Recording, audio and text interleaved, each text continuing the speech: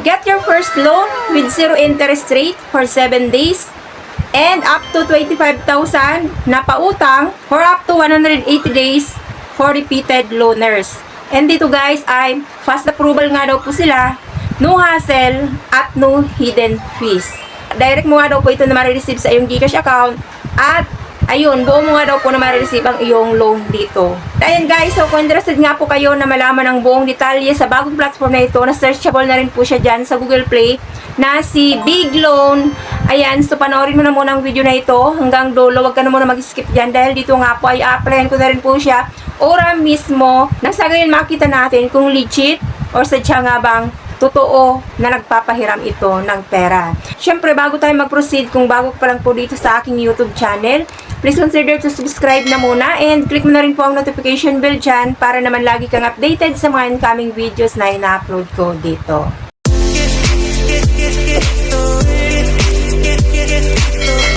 So itong tinutukoy ko na searchable na po siya dyan sa Google Play, na dati-rati ay laging under maintenance the moment na magta-try out ako na mag-apply dito at under developing pa lang po sila, but this time nga ay nakapag-proceed na ako ng aking pong loan application. Upon opening, so makita nyo po nga yan dyan ang kanila pong homepage. So, dito nga po ay makakapamili nga po kayo. Kayo mismo ang mag-decide kung magkano nga ba yung hiramin nyo na pera. And maaari ka nga daw po ditong makahiram for up to 10,000 pesos. At meron nga daw po itong interest rate na 0% per day. Click natin itong apply now. Dito nga guys ay kailangan muna mag-register as a first timer user dito.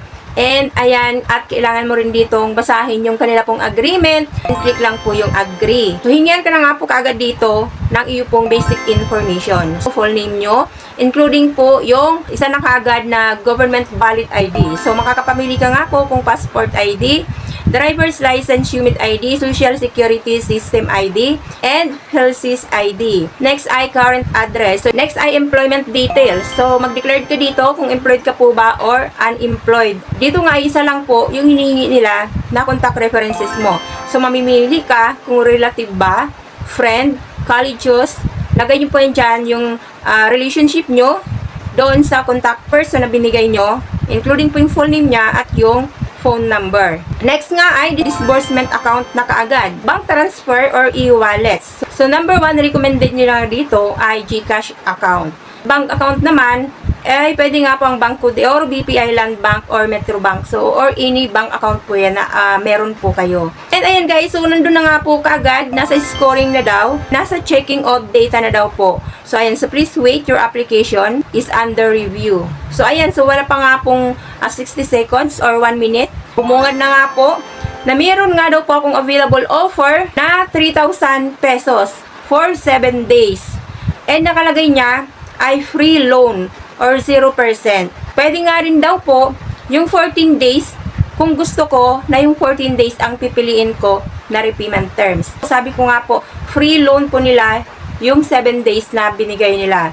Full na ma-receive yung na-loan sa loob lamang po ng 7 araw. So, kailangan mong kagad na ibalik yung full repayment ulit na 3,000 pesos. And if ever nga po na yung 14 days ang pipiliin nyo, 3,672 na nga po ang full amount na ibabalik nyo within 14 days. At may charge na nga po siya na 672. Same din guys, so kung kayo ay ma-approve nga po ng 4,000, so free loan nga din po yung within 7 days. Na kapag 14 days naman ang pipiliin nyo, so yung 4,000 nga po ay magiging 4,896. So tumubo na po siya kaagad ng 896.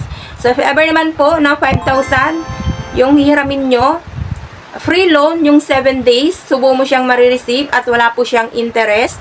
And kapag 14 days yung pipiliin nyo, magiging 6,120 na nga daw po yung kabuwang halaga na ibabalik nyo. Sa 6,000 naman na free loan yung 7 days, buo mong marireceive.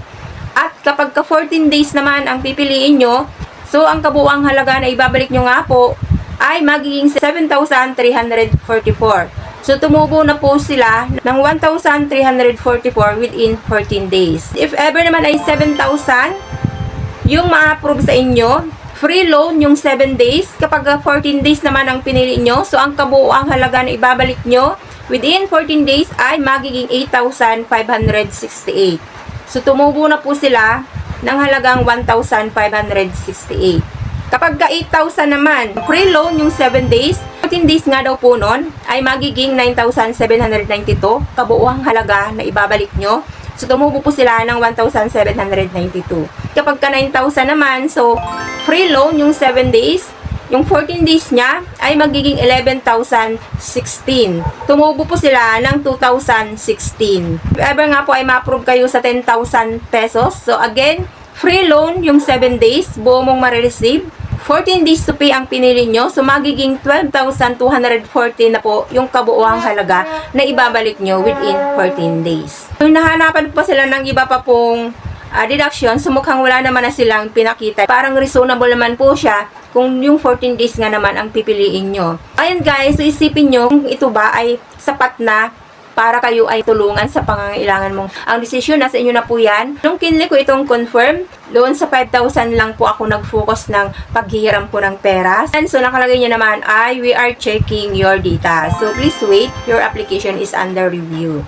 And ayun guys, habang naghihintay nga ako dito ng status ko ng pag-apply, nasa ko nga din po muna yung mga review or yung mga naunang nag-try out na manghiram dito ng pera. Karamihan dito sa mga nag-review sa kanila ay mga positive feedbacks naman. So, ang hinahanap ko nga po dito are yung proof or sadya nga bang nakatanggap sila ng pera dito kay Big Loan. So, iba dito ay hoping or floating yung kanila pong application at naghihintay sila na ma-approve nga po. So, halo-halo, merong nag-negative, meron pong nag-positive review. So, yung mga nag-negative, hindi pa sila dito nakatanggap ng pera at yung iba naman ay wishing or hoping na ma-approve yung kanila pong loan application. At so karamihan dito ay hati yung kanila pong opinion regarding nga po sa sistema ng pagpapahiram ng pera dito ni Big Loan. So wala pong nag-proof na nakatanggap po sila dito ng pera. Karamihan sa kanila ay under review. So ayun guys, sana po nakatulong sa inyo yung review na ito kay Big Loan. So ayan, sipin nyo, aralin nyo.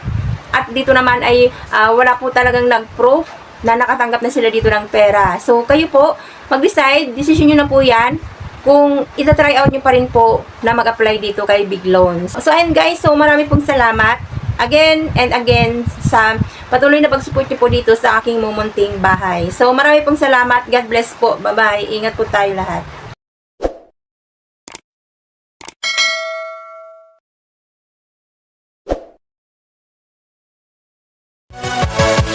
Yeah.